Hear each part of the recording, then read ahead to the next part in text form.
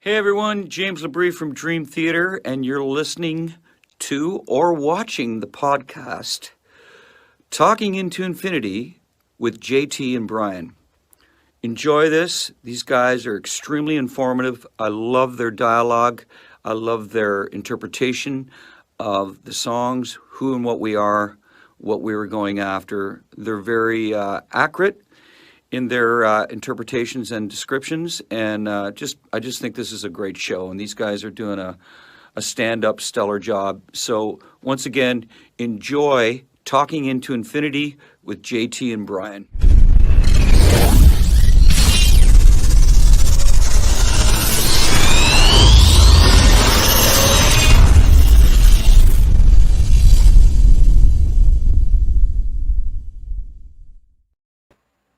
What's up, everybody? Welcome to another episode of Talking into Infinity, a Dream Theater podcast. I am your host, John. Bring Brian here in a second. We are live at talkingintoinfinity.com and the cmsnetwork.com. We are also live on Facebook and YouTube. The show airs every other Thursday at 7:30 p.m. Eastern Standard Time. If you can't catch the live show, the video replays are the following Friday. And if you want to catch the audio version, just Google Talking into Infinity, and we are pretty much anywhere where you get your podcasts at. So let's bring Brian on. How is it going, man? What's going on, man? I think this is going to be like a 5-minute show. I mean, there's absolutely nothing to talk about. We really don't have much of an episode, and there's nothing new, on the Dream Theater front. So, 10 minutes, and I bet we're out of here. I know this is going to be a very quick one. Maybe even quicker than the power outage I had last time. So I did notice we have the same screensaver background now. I know. So what exactly is that going on behind us? It's fan art. No, just kidding. So, I mean, man, let's get right into it. This was the week they announced the new record yesterday. So for anybody who doesn't know, which if you're watching a Dream Theater podcast, that's exactly none of you. The record is called A View from the Top of the World. It is 7 tracks long. The title track is that 20-minute monster. We can actually confirm that if you're wondering which of the songs has the 8-string guitar, it's going to be Awaken the Master. So I think it's kind of cool, Brian. Like we have, some friends that have given us some inside information on the record, and all of it has turned out to be true so far. I love the song titles. I think they're really cool. Album cover, I'm slowly getting used to it. It's kind of growing on me. I don't know that it's my favorite album cover of theirs, but it's the more I look at it, I'm just kind of noticing some cool stuff. And I wish it was kind of more of a view where you could see a little bit more stuff below, but it's cool. I like it. Yeah, I dig it. Honestly, what hit me first was the fact that of the Mangini records, only the self-titled one doesn't have this kind of motif to it, like that light blue, like kind of nature-y like look to it.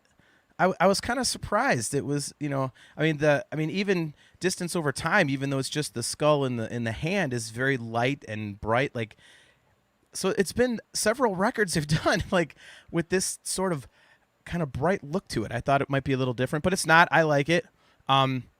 I'm wondering what the spider thing is going to be, because I brought up some screens to share. Like, I don't know how many people have noticed this. I'm sure more than I have, but obviously, this is the album cover.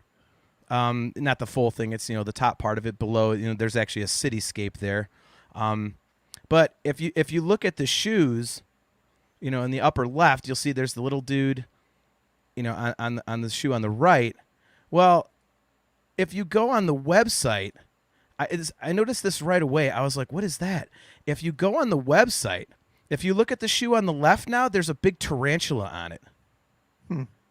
Oh, look at this. Okay, Adam might have figured it out for us. Our very good friend Adam Rishog, 8 legs equals 8 strings. That very well could be. That's a good explanation. Yeah, I think I saw that somewhere. My only complaint is those shoes. Like, I think that those need to be taken to a cobbler. Those could be, probably shined up a tad, and maybe just a little bit of TLC on those suckers. There's a word I never thought we'd ever use on our podcast. A cobbler. Wow. Unless my fat ass was talking about blueberry cobbler. Right. Yeah, I mean that's good. Unless the tarantula's missing a leg and then it's 7 legs for 7 songs. I don't know. Like they're gonna try and fool us with that one. So There's a few rumors going around too that a lot of these are based on TV shows, like the Alien, I guess, is based on Alf. I don't know if you've heard that or not. what, what would we do on this show without your terrible jokes, man? I don't know. I don't have any others for the other songs. That's the only one I could come up with. So Nice. So Gibson Les Paul brings up a good point. They did announce the tour. He says, "I'm glad we aren't getting an entire album this tour cycle. I dig that, but it takes up too much of the set. Spread the love." I actually completely agree with that. I really enjoyed the whole Images and Words thing and Scenes from a Memory, but I'm ready to get back to a more traditional type of a set list. And I've seen some people online kind of complaining about that, and I'm thinking, they've done the Evening With for how many tours now? And I mean, it's been most of the tours since, man, like 6 Degrees. And I mean, at some point, I mean, these guys are in their late 50s. Like, they just can't keep going 3 hours a night like they used to. And if you notice, I think they fit more shows in on this leg. Did you notice that? I didn't notice the number of shows, but did you tell me this, or did I read this somewhere that they basically stated they're not going to be doing any more anniversary tours? I read that somewhere as well. Yeah, and I don't know if that's been confirmed by anyone. And of course, it's easy to say that now, and 5 years down the road, whatever anniversary is for album, X, Y, or Z, and they might do it. But yeah. I'm very interested to see. Like, I would love. So this. What is the total time on this? I didn't add that up. Do you know for sure? It's around. I think it's like just a hair over 70 minutes. 70 minutes. Okay, yeah. So if we can get 45 minutes of this album, that would be perfect for me. I'm guessing they're probably almost going to have to play that Massive Monster title track, aren't they? Well, I mean, that's got to be a must. Happening. Yeah, so that's going to take up the only problem with that is, right, there goes right there a fourth of your set at least. Yeah. So if they're probably going to max out at maybe just over 2 hours, if that, I can't see them playing more than that, especially with an opener. So if we can get the title track and, I don't know, 3 more of these, that would be in heaven, Half the record. Our buddy Adam asks, Gibson Les Paul, Dream Theater fans complaining? Get out of here. Nice. Adam asks us, question for y'all, which song besides the 20-minute title track are you most excited to hear? Well, you know what? Given this episode, and this is what they call a segue, I really want to hear The Alien. It's the first song on the album, and I want to see if it's going to set, and we're going to find out later that the first song on the album does not always set the tone, and we're also going to find out the first song on the album has different meanings between you and I, but that's another story. But anyway, I am curious to see, like, will this first song set the tone for the album? And yeah, I would love to hear The Alien. I think it's a cool song title. There is kind of it's not a concept album, but there's sort of a theme here with the Awaken the Monster, the Sleeping Giants. There's something like, man, there's an uprising coming or something. So I'm kind of interested to see how all that plays out on this. Yeah, my answer would have been the 20-minute title track because, to be completely honest, I was not a big fan of Illumination Theory. So I was like, oh man, like, I don't know about these 20-minute songs. So I'm hoping to get that taste out of my mouth. But I honestly think I would go with The Alien too. Our sources sent us.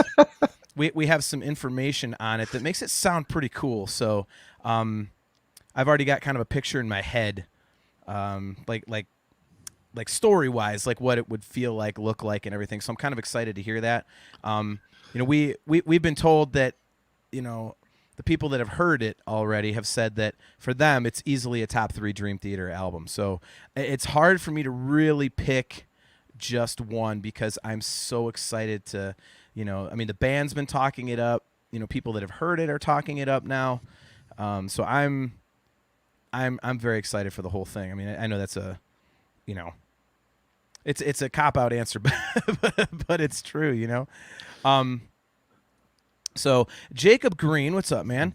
He says, when do you believe the first single will come out? Could it be tomorrow, August, maybe even September? Yes. Yeah. Yes. That's about the only answer there, right? Yeah. Unless do you have inside info? I don't have a specific answer, but I've had a couple people that have been right before have guessed late August. So I don't know if that's for sure, but we will see. Again, the stuff that these people have told us has turned out to be correct when they know it's for sure. This one they are not for sure on. They're also not sure if the single is going to be the Alien or Invisible Monster.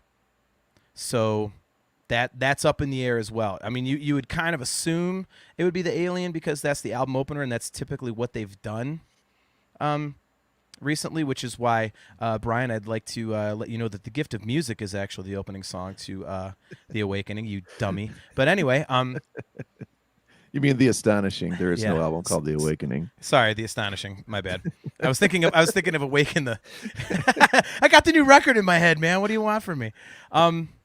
So, yeah, it's definitely going to be awesome, man. And I know that we got our tickets today for the show here in Canton, and me and you, it's become like a ritual for us to road trip to go see them. And this time they're playing like 25 minutes from me on a Friday night, so saves us all that road trip money. Yeah. And having to deal with each other for 2.5 days. So, so I know our buddy Adam got tickets to the Seattle show. It was pretty cool on that Dream Theater message board because everyone was throwing out pre-sale codes and stuff for everybody to use, which is really cool. So and it wasn't even expensive. Can you believe it was only like $69.50 for like front row tickets to our show? Yeah, it doesn't totally surprise me. I mean, I think that's a way of kind of hoping to make sure that it sells out. And I really do hope it sells out because, you want it to be packed. You want the energy from the fans there. The bands feed off that. I mean, you as a musician and me as a musician, it's energy is really, it's just transferred. It doesn't just come from one person. You need it both ways. So let's hope they pack that joint. Yeah, totally. I'm super excited for it. If they do a second leg, maybe we can road trip then. It'll be, probably, next spring or something like that. So that'd be pretty cool. Oh, look at Adam's. Adam paid 190 Canadian each. Maybe the exchange rates are a lot higher than we thought. Maybe you did the platinum, Adam, because I know that the platinum ones are resales. So I saw prices like that on ours today, but that was ones that people were just they bought and then we're trying to make money off of. So. Look, that's just 3 less bags of ketchup chips he's going to be able to buy. That's all that is. For his move to Vancouver. All right, well, why don't we get into this here? So tonight's topic, we decided that after several discussions on other shows about albums, we were like, the opening songs on the Dream Theater records pretty much all are, kind of kick ass. So we decided we were going to try and rank them. And on my Star Wars show, we ranked all 11 live-action movies, and it turned out to be a pain in the ass. Because you get to that middle part, I don't know if you had this problem, Brian, but you kind of know the top and the bottom. It's pretty simple. But then when you get to that middle part, you're like, oh, my God, do I like this song or this song? Like, it gets really difficult. So... Well, before we get into that, I made a list of some of my favorite album openers, and some of these you'll obviously probably agree with. One of them is, probably the most obvious of all time, Van Halen, Running with the Devil. Right? Oh, Van Halen is my favorite band outside of Dream Theater, and I would have to say I would not pick that one. No? Okay. But that could be. But you're right in terms of how classic it is. Just Okay. for me personally, having listened to them literally for most of my entire life, Right. that song is so Well- overplayed that I'm like. But let's look at it from maybe a classic standpoint too. Yes. Also, so No, I've I got agree. All right. okay. So I've got Iron Maiden, Where Eagles Dare. Yeah. Iron Maiden, Aces High. Now, for me, this is probably going to be my number one because I specifically remember buying the album. Scorpions' Love at First Sting, Rock You Like a Hurricane was everywhere, and that opening guitar riff that's doodling over on Bad Boys Running Wild. Just ultimate 80s metal rock ear candy. Ozzy, Over the Mountain, I don't know. Yep. Rush, obviously Tom Sawyer. Nickelback, Follow You Home, from All the Right Reasons, obviously, right? Shut up. No, but Megadeth, Holy Wars, those are I was basically the ones I was gonna go there. Honestly, my top one might be is Blackened, off And Justice for All. That's my favorite Metallica song on my favorite record. So to me, that's just, it's one of the angriest songs on the angriest Metallica record. So, yeah, you can't go wrong with that. Fight fire with fire, I mean, so, but yeah. so anyway, so yeah, so we approached it differently, and we don't need to sit here and argue about it since we know I'm right. But Nice. but so my criteria was, okay, when I first, just whatever the first thing that comes on the album, and I understand we've got some concept albums and we've got some intros and things like that, but something's going to end up being last no matter what anyway in a list like this, right? So for me, it was just like, man, boom, I just hear that immediately, and I'm like, wow, this is going to be just an amazing album, and it just right away I'm just sucked in. So that was kind of my main criteria. What was yours? I just literally went with, like, because we do have some goofy stuff that starts out albums. I went with basically what I considered to be, okay, now the album's in motion.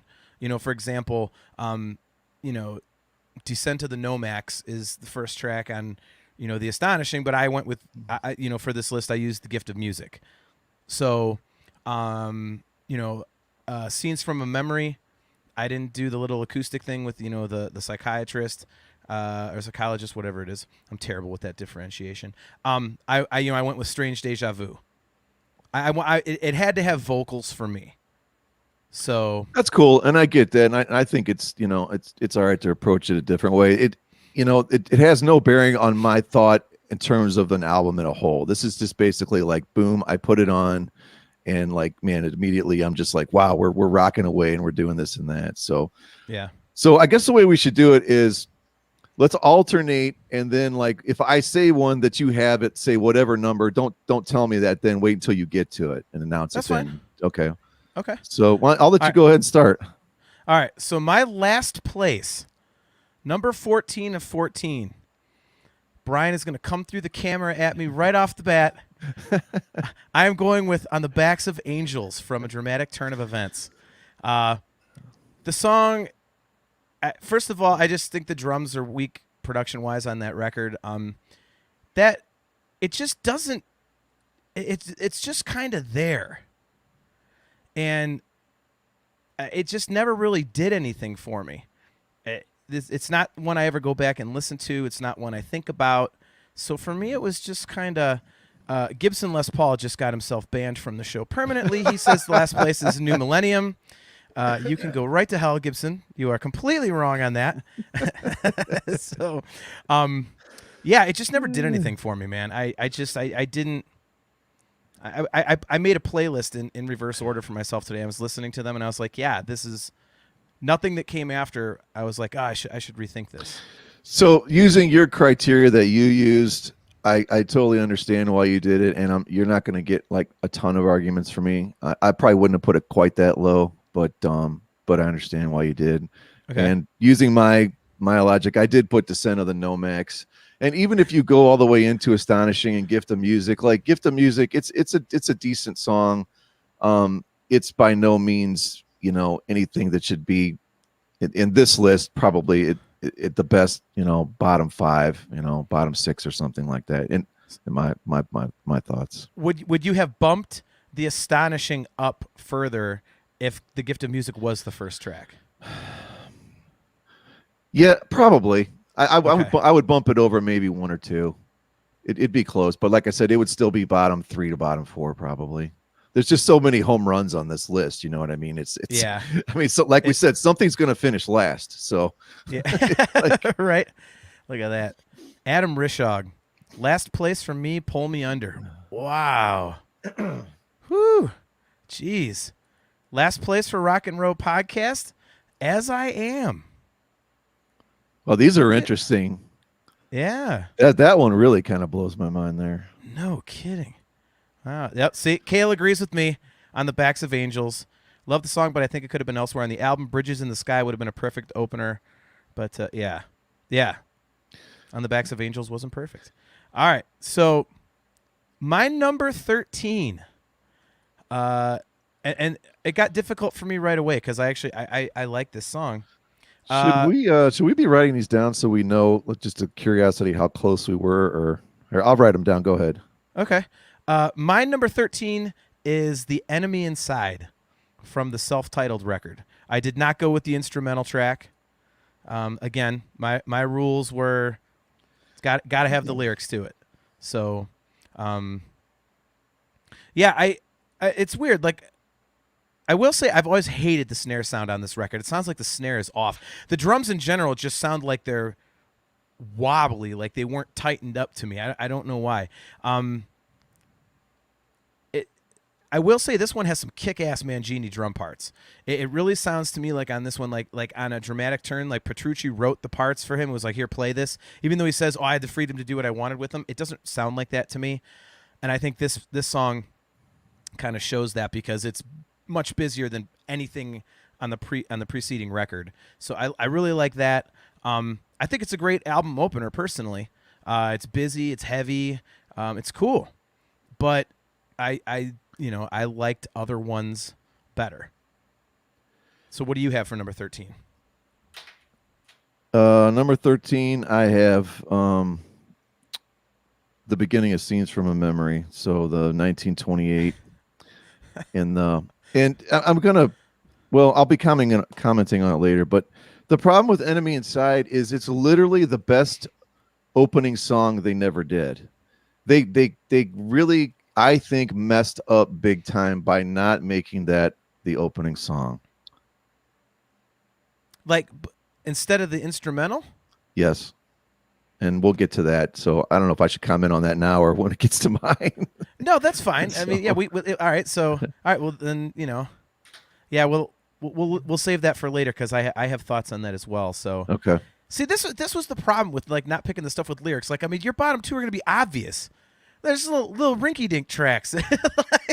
Well, also on Scenes from Memory, though, you've got to get through all of that. What is it? It's at least probably 3 minutes worth before you even get up to Strange Deja Vu, isn't it? 3 to 4 Well, I minutes. mean, you've got Overture 1928.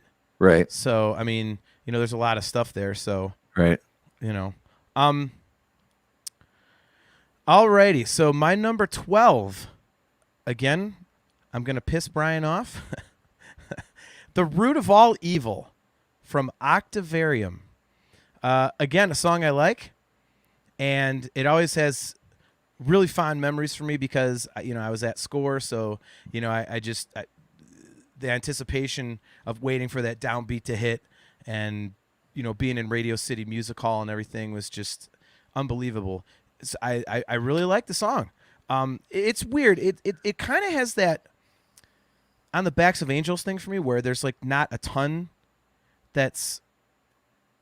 there's not a ton there that's overly memorable, but it's very melodically cool, and it's like you've said in the past, like it's just got a really cool groove to it. It's kind of like a simpler thing, but I think it sets up the rest of Octavarium well. I think it's a good salad for the rest of the meal that is Octavarium. So yeah, but for some reason, like I just liked a bunch of other stuff more than that. So, That's about That's about where I figured you'd have it. I think I predicted probably somewhere around 10. So at 12, I've got False Awakening Suite. I just think it's just not a good album opener. It doesn't seem to have much of anything to do with the rest of the album. And you come out of that and you come into what I think are two killer tracks, An Enemy Inside and Looking Glass. It's like it's easy in the digital age to go, oh, we'll just skip. But like if you put this on and as a vinyl, back in the day or whatever, or even a CD, it's like, I don't know. It's just not, to me, especially when they're ranking these, it's not a strong opening thing at all to me. So, and I think it's probably their biggest miss as far as an opener that I think, my opinion. Even outside of the context of our conversation, I don't view that as an opener because I always think of stuff like that as an intro. It's not, okay, the album started. It's, kind of like revving up to things. So I couldn't look at it like that. But You know, it doesn't even flow into Enemy Inside at all.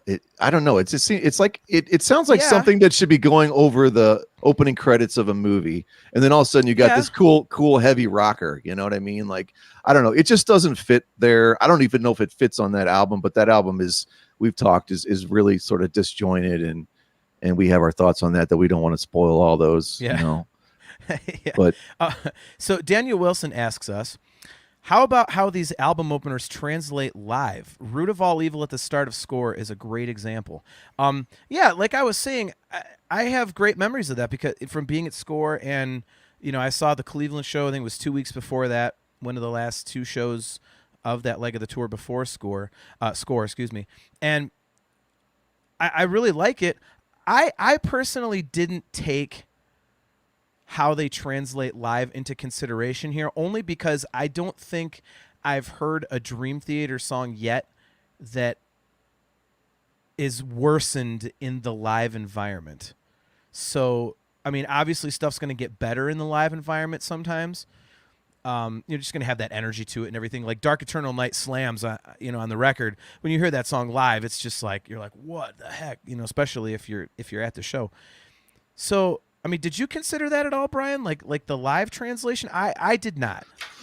no, not really, because the whole point of this, I think, like we said, is if I go buy an album and I put it on, what's the first thing I hear? What does it make me feel? That's always going to be the memory that sticks with you the most.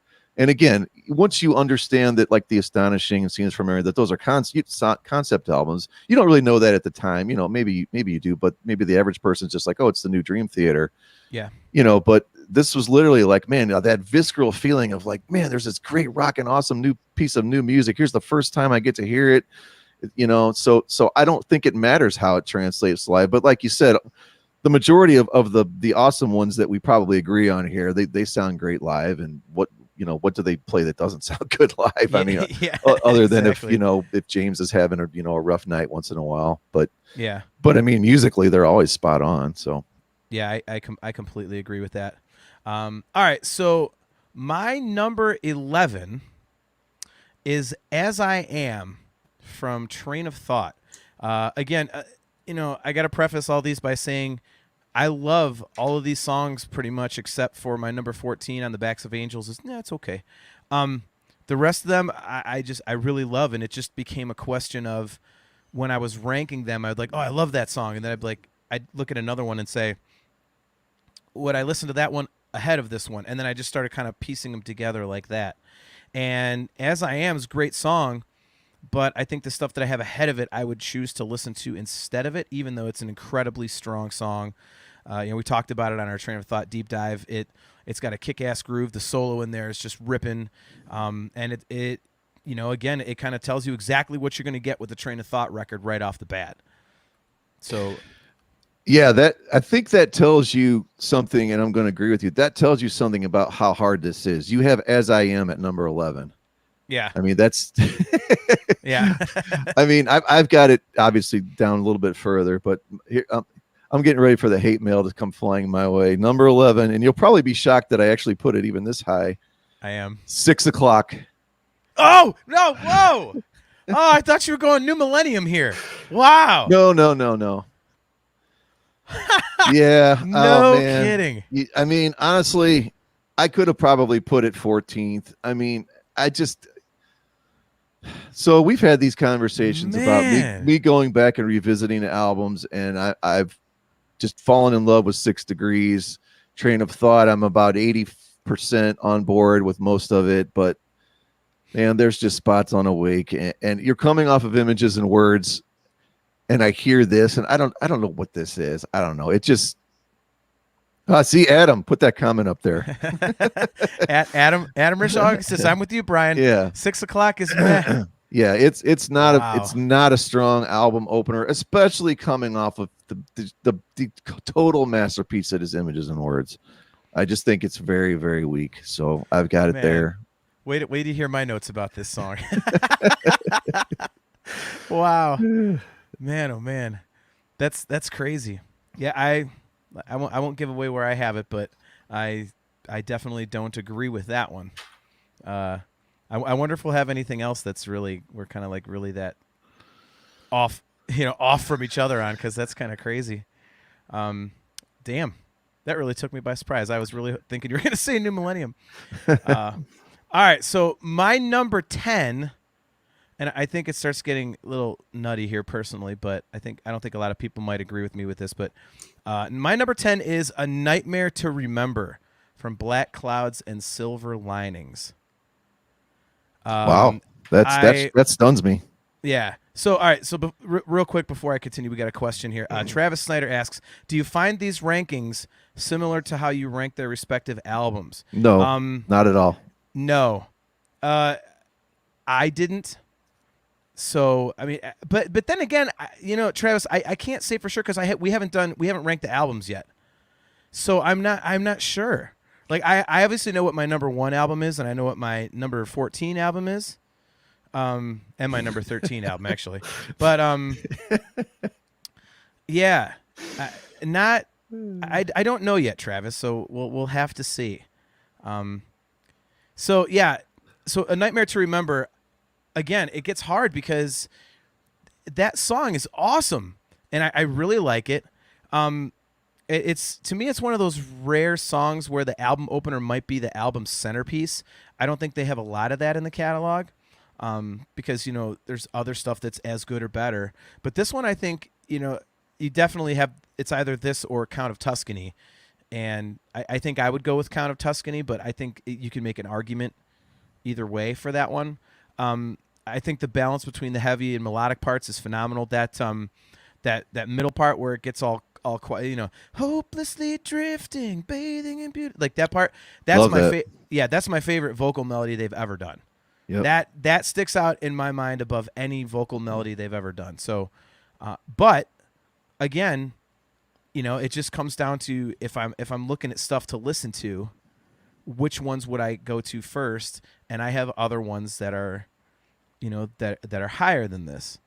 So, what is your number 10? I'm going to shock you on this one, only because well, maybe not. I've got Fortune and Lies. Yeah, that's not going to surprise me. No? Well, I thought you probably would have figured I had it lower. No, because you said you actually didn't mind this song. We've talked about it a couple times on the show. And, Jacob Green agrees with me there. Oh, my God, yes, that vocal melody is absolutely my favorite. Yep, it's beautiful. It's the very first time I heard it, it just stuck with me. But, yeah, no, you haven't been as critical of A Fortune and Lies as you might think. I think you kind of are tolerant of it.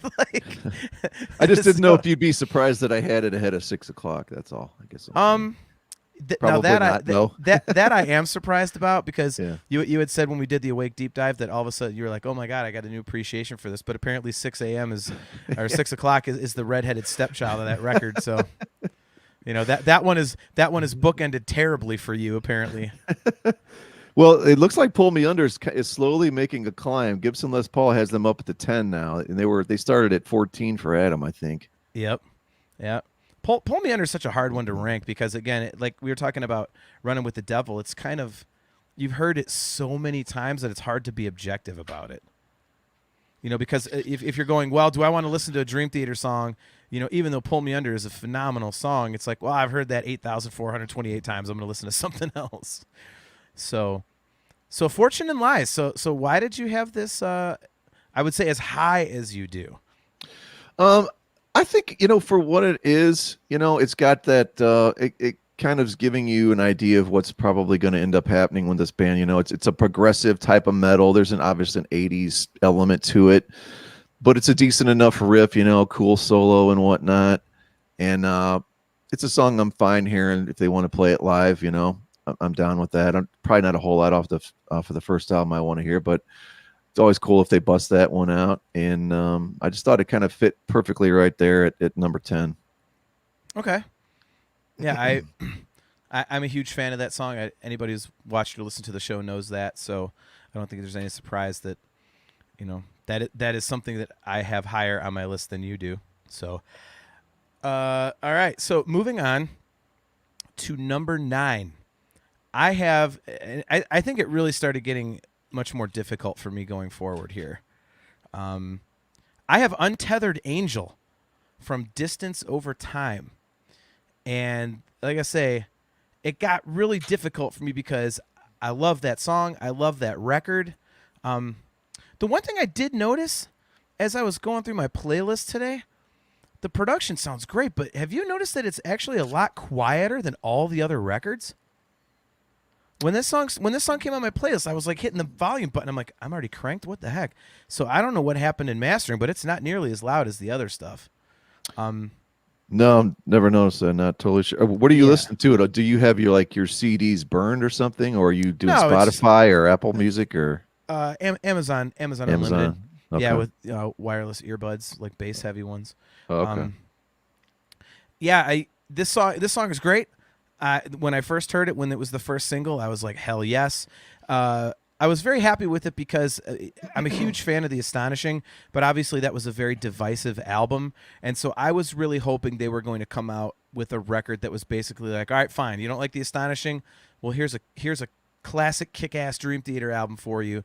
And when I heard this song, I was like, okay, that's kind of the direction that they're going with this. So I thought it was a perfect first single. It just absolutely rocks. It's got, again, it's got all those hallmarks of a cool Dream Theater song, but kind of more concise and to the point. So instead of it being, 10, 12 minutes, it's, 6 or 7 or whatever it is. And I think it's great. So I have Untethered Angel as my number 9. I figured you would probably have it pretty close to the middle, and that's about where you are. I have number 9, New Millennium. Hey, I think that's pretty good considering, Yeah, I have to admit, I thought you'd have that one further down. I like New Millennium. We've talked before about Falling Into Infinity. There's no other album that remotely sounds like that one. It's a difficult album to kind of dissect and really understand like what all is going on there with different types of music. There's really just a lot of different styles going on, I think, which is great. I'm fine with it at 9. I don't think I have it too high or too low. I think it's probably sits good right there. Okay. Yeah, hey, it's the opening. Look at this, Travis. Speaking of somebody who's going to get his ass banned, Travis Snyder, New Millennium would be number 14 for me with a laughy face. Come on, man. You can't come on the show and talk about Falling Into Infinity bad to John, because that will get you banned. If we were one of those shows that actually bans people, like, and, Right. if we were cancel culture on this show, you'd be screwed. But we are not like that. So It's like beating a dog, basically, for John. Yeah, that or basically, trashing Falling Into Infinity. yeah, exactly. Yeah, all right. I guess I shouldn't be surprised you had it this low. It'll be real interesting to see. I'm looking at which ones we have left, and it'll be real interesting to see which ones we have in like our top 4. So, I don't know. I'm really wondering if we have the same number 1. That as soon as I ranked my number 1, which was easy for me, I was like, I wonder if we have the same one. I have no idea. Yeah, we will find out shortly. Right. So moving on to number 8, unlike your ruling, I thought Strange Deja Vu was what I consider the opener for Metropolis 2000, and so my number 8 is Strange Deja Vu. Great song, love it. Even though it's the beginning of a concept album, I think it's one of the hookiest openers they did, because I always kind of view this almost as like more of a cohesive piece of music than a collection of songs, just because of the vibe that's presented and everything. But that having been said, I still think that this is a really catchy song. The vocals throughout have a melody, an easy to sing melody, and it changes up here and there. It's just cool. It's an uplifting, like, it sounds energetic. Like, it really sounds like the band is energized after all that crap they went through on Falling Into Infinity, and I think that energy really comes through on this song. So I really like it. I really like it.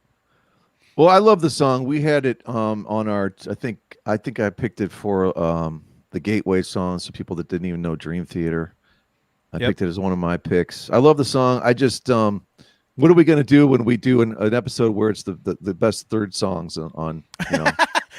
Because we get to pick that one again, or We're just gonna go through episodes, just rank. Okay, here's our favorite track sevens. so there was another podcast. I won't mention the name, but I think it was something like, "What's the best fourth song on an album?" Or whatever. Like I can understand doing one or two, but man, your brain really has to like start focusing or doing some serious googling to figure that out. Could you imagine having to do that? Like, you've got millions of albums to choose from. Yeah, that just sounds dumb. But yeah, Strange Deja Vu. I mean, if that's truly an album opener, the way you say, I would probably set it somewhere where it is right there. I don't think that's bad. Okay. Number 8, I have Untethered Angel. Okay. It's funny because I was so excited when Distance Over Time came out, and I really think that the Untethered Angel was just a lackluster single. Like I almost think it's in contest the worst song on the album. But the thing of it is, it's like you said, it's very familiar. It's very Dream Theater-ish. You know, it's like an old comfortable pair of jeans. You know what I mean? You know exactly. Like when it came in, you're like, okay, because this was after the Astonishing and whatnot, and you're like, okay, I'm kind of falling into this, this old groove of there's my band's back, but it's not super duper exciting, but I think it fit. You had it one spot. This is the closest we've been on anything so far. Yeah, it really has been. We're only one away, so I think this, like I said, it's a good song. It fits. I mean, exactly, basically almost in the middle here, which is probably the place it should go. Yeah, Kale says track 4s. I'd take Welcome Home Sanitarium, Heaven Can Wait, and The Shattered Fortress. Yeah, I had to pipe up for my favorite track 4 ever. Hear about it later from Van Halen's Fair Warning. That is like totally off topic, but Oh God. So at least we know what my top one will be if we ever do the best fourth song in history episode. Let's see. Is Knock 'Em Dead Kid? Is that the fourth? Or is that the fifth song? Do you count In the Beginning as being in the beginning? I wouldn't because of you would. No, wait. I think you have Looks to Kill, and then is it Bastard? I used to know that album. Yeah, it's Shout at the Devil, Looks That Kill, Bastard. Then it might be Knock 'Em Dead Kid. or is it Red Hot? We need the Jeopardy theme song. I know to talk about Shout at the Devil track list order. Jeez, man, what a bunch of idiots! All right, so my next one at number 7 is right in the middle, maybe a little higher than the middle, is Pull Me Under. I think this is more of like a. I think this is more of like a nostalgia thing. I just don't know how you can keep this one down on the list. It's the song that started it all, and I don't think you can ever deny the power and, to me, the beauty of this song. It's longer than you would think, and it's awesome. Every time I hear it live, I'm like, this song rocks. And again, to me, it's I don't have much to say about it, but it's the one that started it all, so I'm showing it some proper respect, and I've got it as my number 7. So, what do you have as number 7 on your list? I have On the Backs of Angels, and I think of this song very similar to Untethered Angel. It's just kind of like it's a very comfortable Dream Theater, very standard type of thing they do. The way the intro is, and those kind of choiry string parts Jordan plays, behind the heavy guitars that I love so much. And to me, the two songs are very similar, not just because they both have the word angel in them, but I don't know, just the feel of them and the way I go, oh man, that's the Dream Theater that I know. And is it a great song? No, I don't think by any stretch. It's probably the worst song on Dramatic Turn Events. Honestly, Kale made a great point. If you start with Bridges in the Sky, like, man, that's a huge home run right there, as opposed to, but it's easy to do all that and say all that in hindsight, once you get in, oh, well, the second song is better than the first song now, but you don't know that at the time. So yeah, I've got it right here at 7. Maybe that's probably lower than you thought I was going to have it. I don't know. It makes sense here. I didn't think you would have it as high as you may think I would have, because I know that there's others coming up that you are just like crazy about. So, and this is not one that you've ever really talked about a ton. Like, I know you love A Dramatic Turn, but this is not one of the ones that you've gushed over. So, Right. interesting in the chat. Gibson Les Paul, his number 7 is In the Presence of Enemies Part 1. I mean, obviously, me and you both have that in our top 6, but man, that seems low. I think that's way low. But Yeah, you're gonna have to explain that one, Gibson. That's one we're gonna take umbrage with you. Yeah. There's another word. We have cobbler and umbrage on this episode. we're being all wordy. So all right. So my number 6 is The Gift of Music from The Astonishing. Something about this song has always stood out to me from the first time I heard it. Something about it is just so catchy to me. And it's one of those rare short Dream Theater songs. By short, I mean like 4 or 5 minutes, that manages to get some really cool Dream Theater isms into it without it sounding forced, like they're cramming it in there. And I've always thought that was really cool.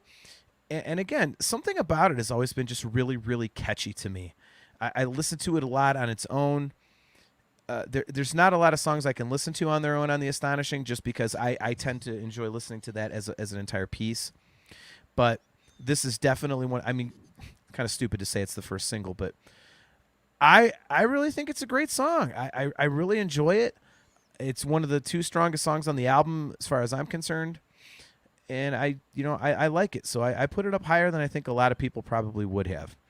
So what do you have on that one? How do I do that thing again where I hide you and completely take you out of the chat and mute you? At least I didn't do a noise track for the opening song. It's not even a song. Oh my gosh. You even by your rules, you're absolutely smoking. I don't know what to put this in the top 6. I mean, I'm sorry. It's an okay song, but there's no way in the world. I'm not gonna let that fly. Oh my god. But I've got Glass Prison at 6. Some probably think that's too low. What? But I've just got too many more that I like more than that one. So I Oh got my god. still in the top half. All right, we need to get the commenters in on this. What's more egregious? Me having The Gift of Music as high as 6, or him having The Glass Prison as low as 6? That is... Probably you, but There you go, Adam. Brian is officially on drugs, so there's one vote against you. yeah, this coming from someone that eats ketchup chips. Shut up. By the way, Adam says, I didn't like The Gift of Music till they released the rendition with Lizzie Hale. I think that was Our New World, Adam. Yeah, that's Our New World. Okay. Unless they did both and I don't know about it. But yeah, dude, that's crazy. All right, explain yourself. Yeah, see, Jacob Green, see? Holy shit, Glass Prison not number 1, blasphemy. Well, you'll see why. You'll see why when you see what I have at number 1. I would think what I have ahead of this. There's probably only one you're gonna, really think I'm stupid for. But obviously, you already know I have it ranked high. So I was gonna say. So all right, so man, the Glass Prison, that is wow. I think I'm more shocked at that one than I am you having 6 o'clock at number 11. Well, Adam says he's officially taking over as co-host. Brian's out. Hey man, it's yours. Oh my god. So anyway, sorry to cut you off, buddy. No, that's fine. Yeah, I mean, I'm also, like I said, I'm going back to my thing of when I first heard these albums, the ones that just got me right away.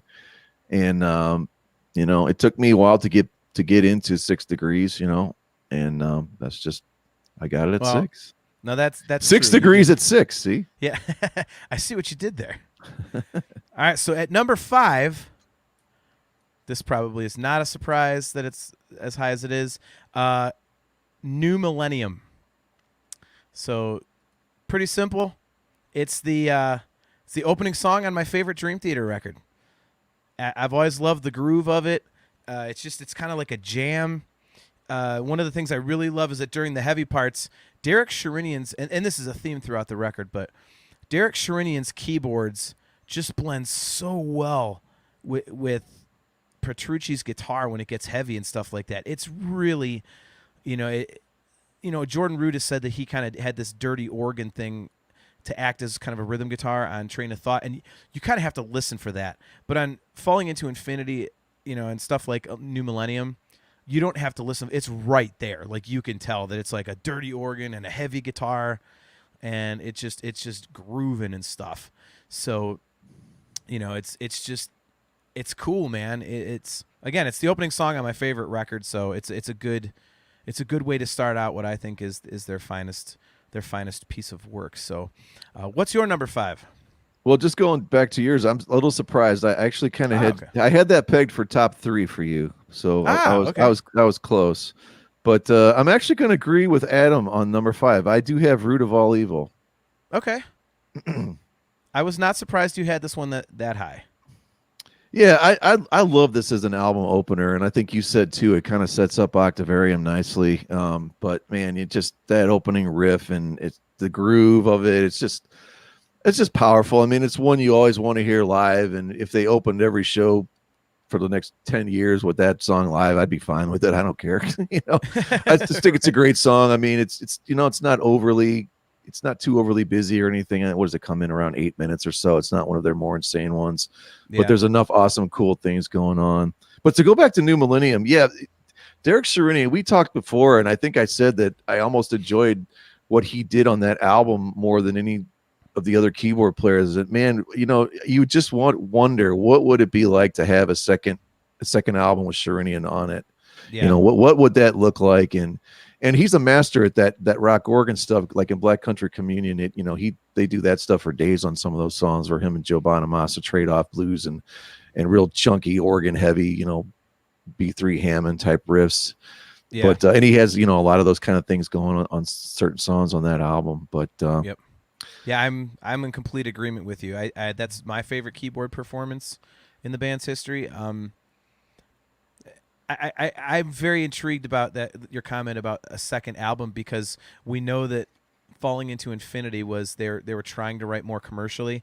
So did he fit in better because he was more of a rock player, or would it still have been as awesome when they're just like going off and trying to be progressive and stuff like that? So I would definitely love to hear what would have come out of that. So all right, let's get into the top 4, kind of like the playoffs. My number 4 is A Fortune in Lies from When Dream and Day Unite.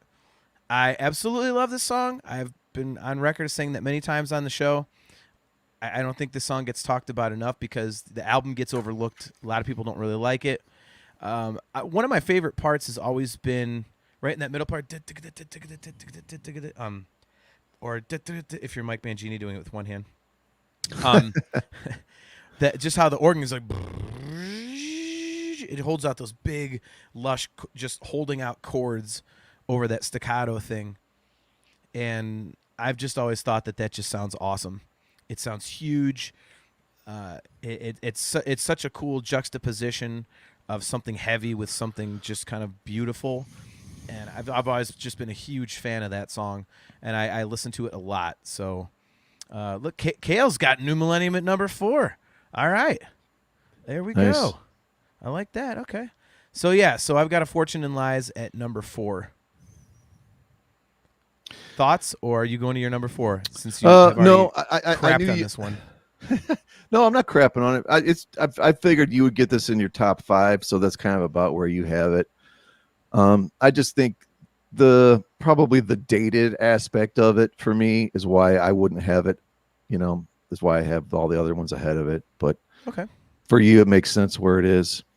For my number 4, they did an album called Master of Puppets, and there was a song called Battery, and it was very heavy. Like, it didn't sound like anything they'd ever done before.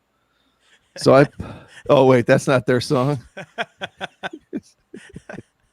Are you going with the Yitzhak Jam version or the Lost Not Forgotten version? Okay, sorry. There was an album they did called Number of the Beast. The song is Invaders. Oh my god. And it's no, actually I have number 4, and I'm kind of surprised, I'm not surprised after we did the episode for Train of Thought, but I've got As I Am at number 4. Wow, really? Yeah.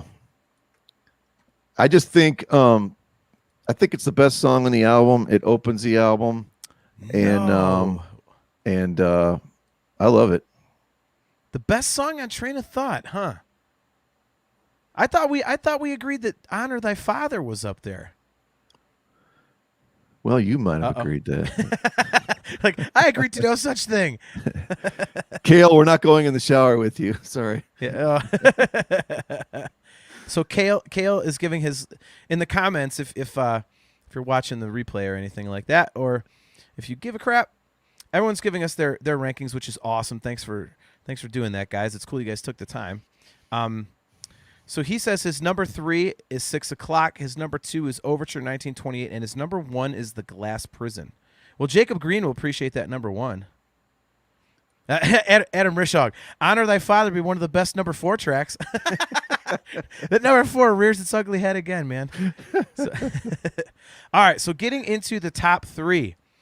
Kale is going to enjoy this pick. My number 3 is 6 o'clock. And I will completely disagree with you in your assessment of it being a letdown coming off of Images and Words. I think this one is an excellent crossover of, kind of setting the tone for Awake, but also having enough callbacks to what was on Images and Words to where it's kind of like that transition song.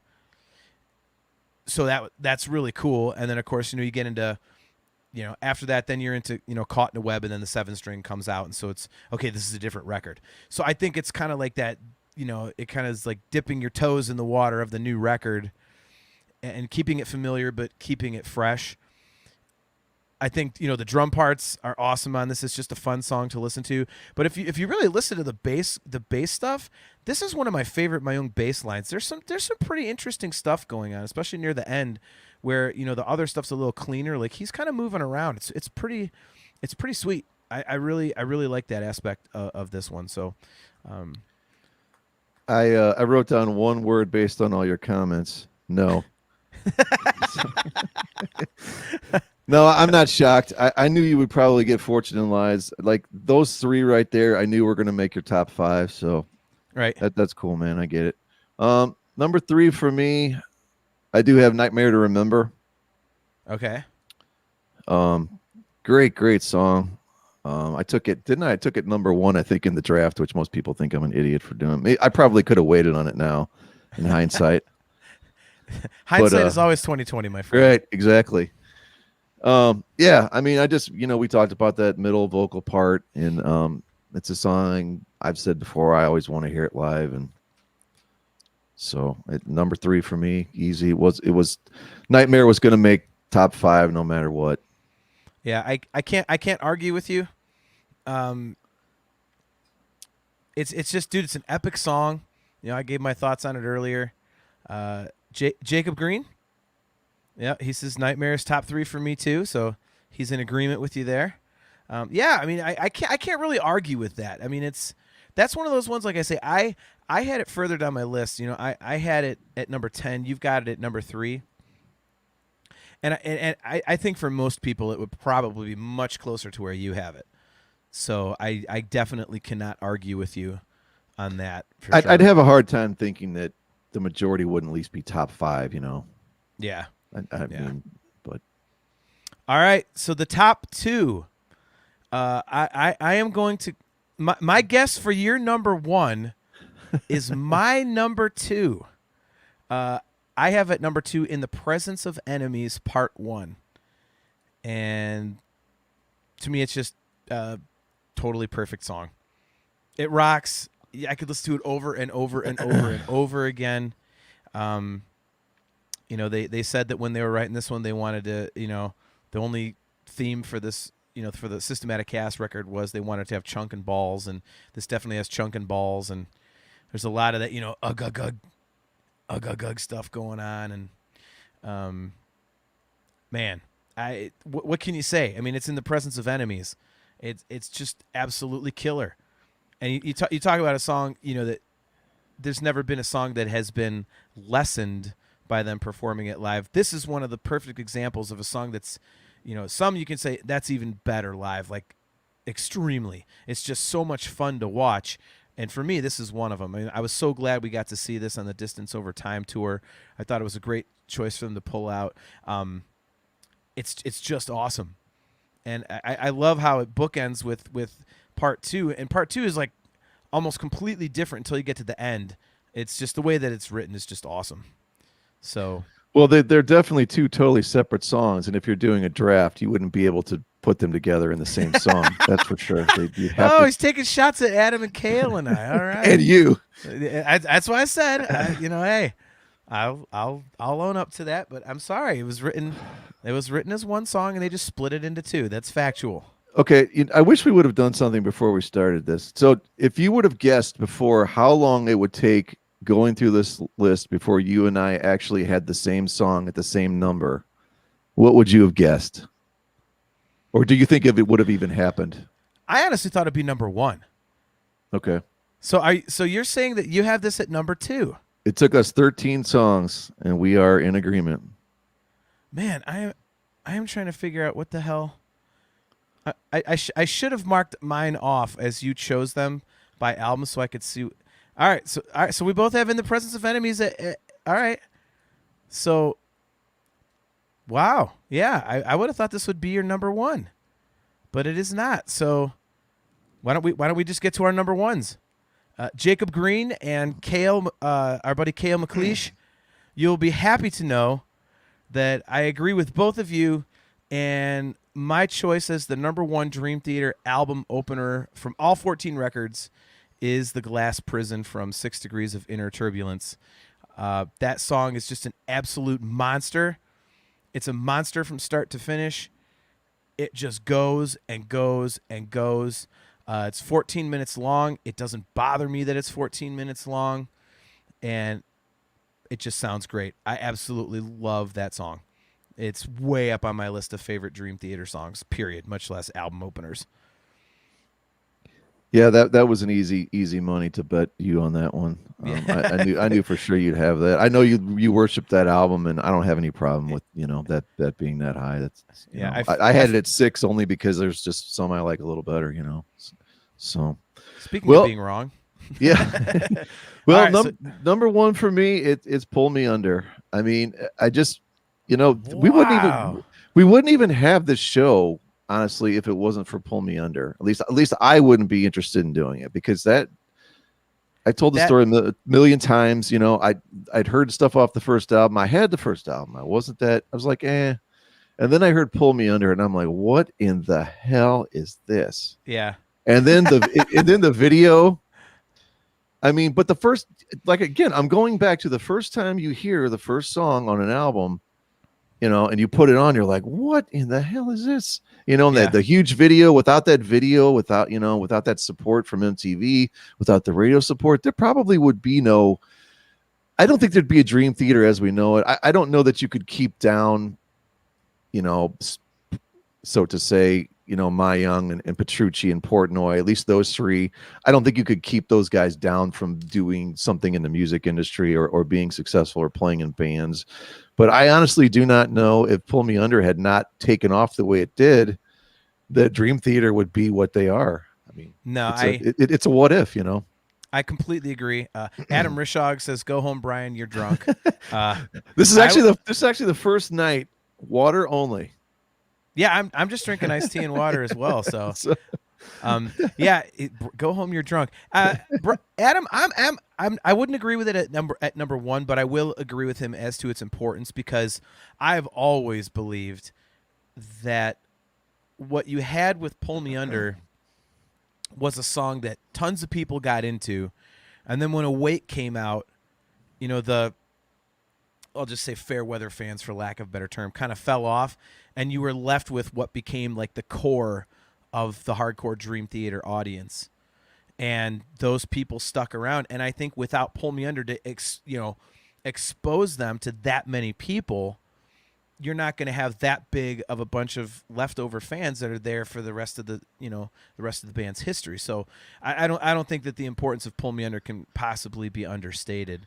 So I completely agree with you there. Well, and it's the lead song on what's considered one of the greatest, hard rock, progressive rock albums of all time, right? I mean, Yep. is there even any question? Well, however you want to categorize, it's considered one of the greatest albums of all time in this genre, Yep. and, Yeah. most groundbreaking, So, we joke around a lot about Pull Me Under, and when we did the draft, none of us drafted it because why would we?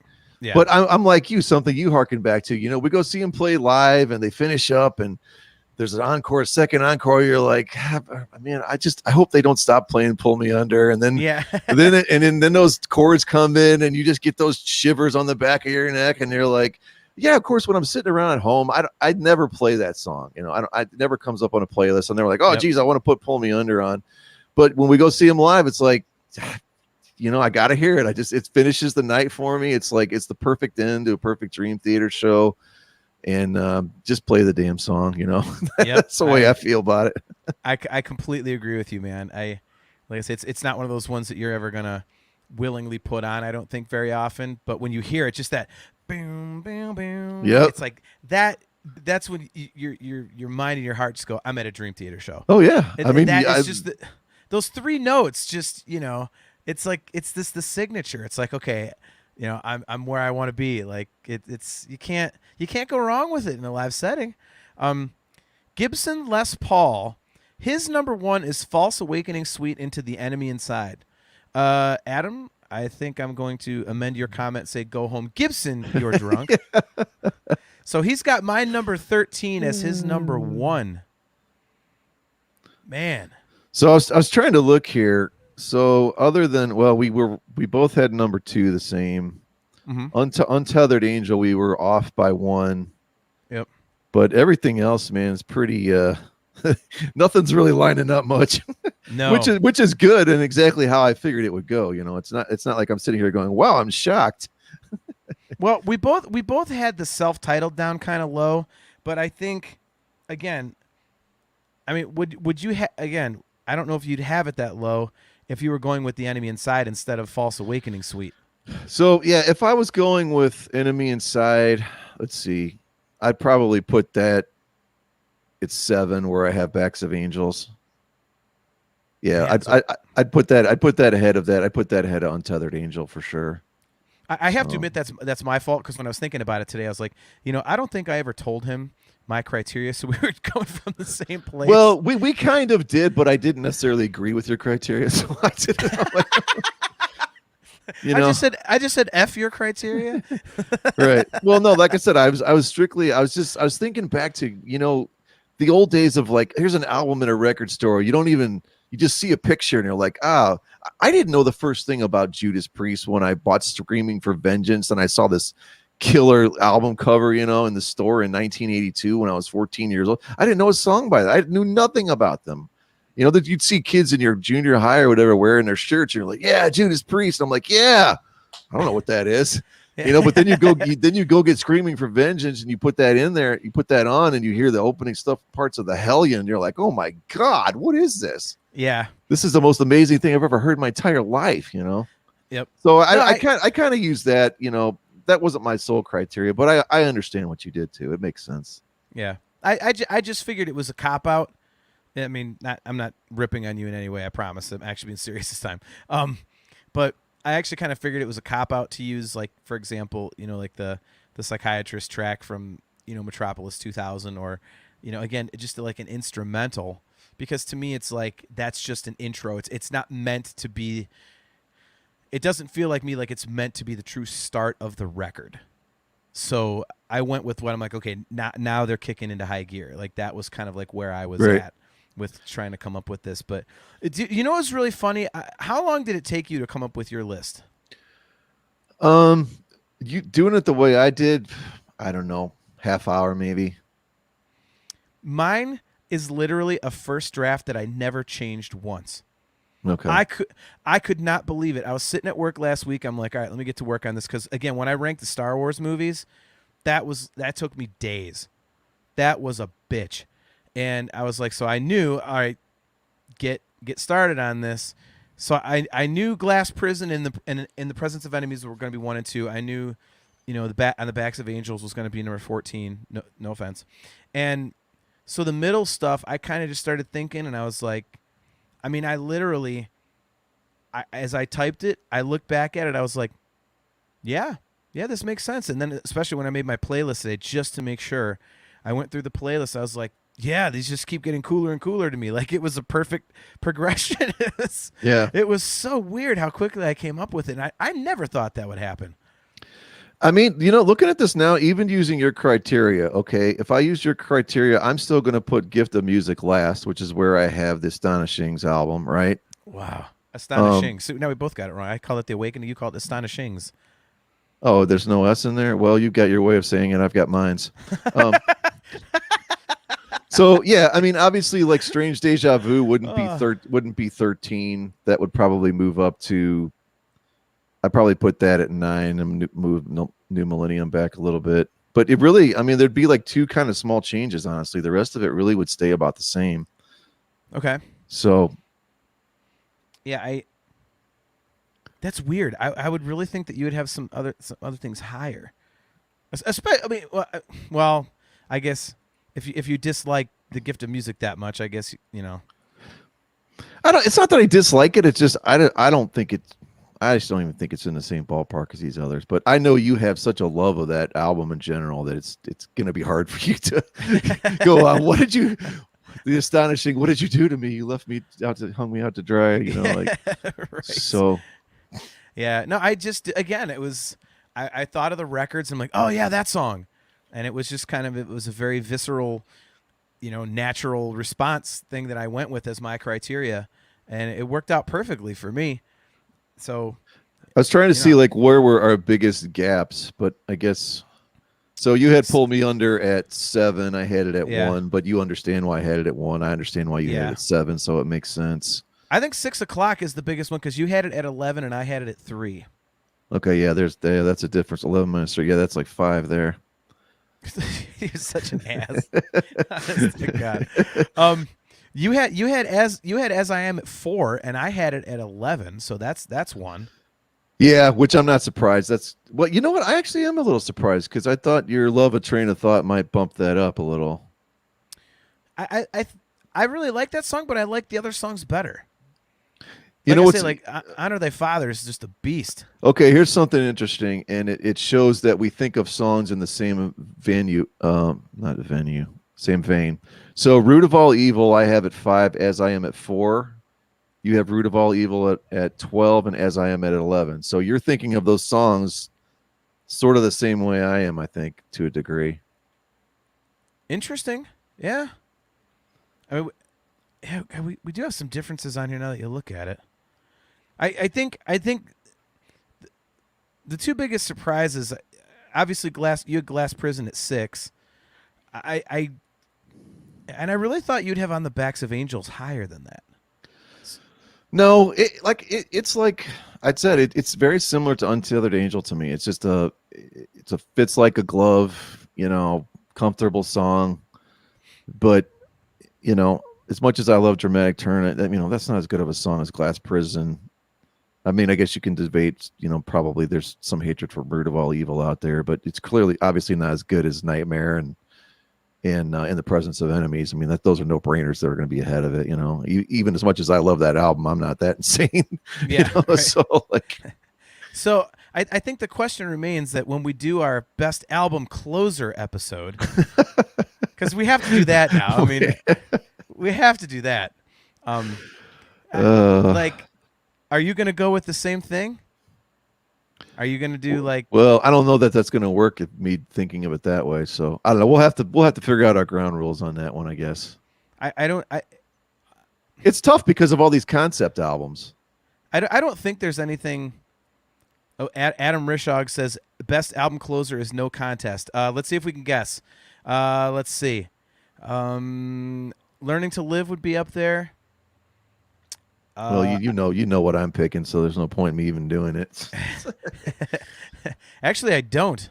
Man, I don't know. All right, Adam. So, all right, what do you got, Brian? While Adam is typing out his best album closer, what would you pick? Oh, Count of Tuscany. It's not even. Oh, that's right. Oh, I forgot about that one. Yeah, it's not even. That's not even an episode. We can do an episode. We don't want to give away too many. Yeah. Jacob says Octavarium.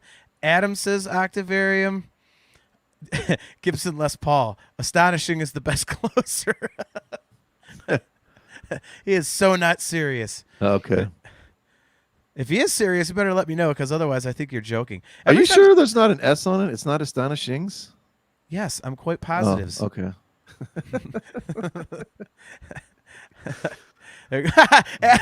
Adam's trolling you now. All 42 minutes of 6 Degrees is the best album closer. Oh, a callback to our draft episode. So, man, this was fun.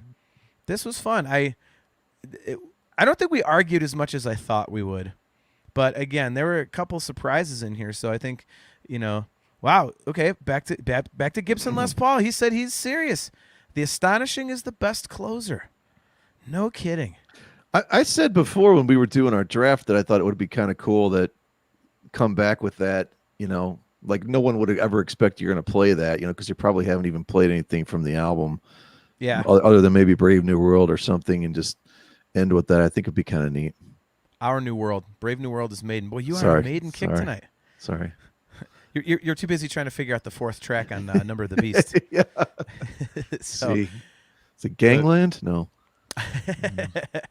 yeah, no, this was fun, man. I enjoyed doing this. So, like I said, we'll have to do the album closer thing.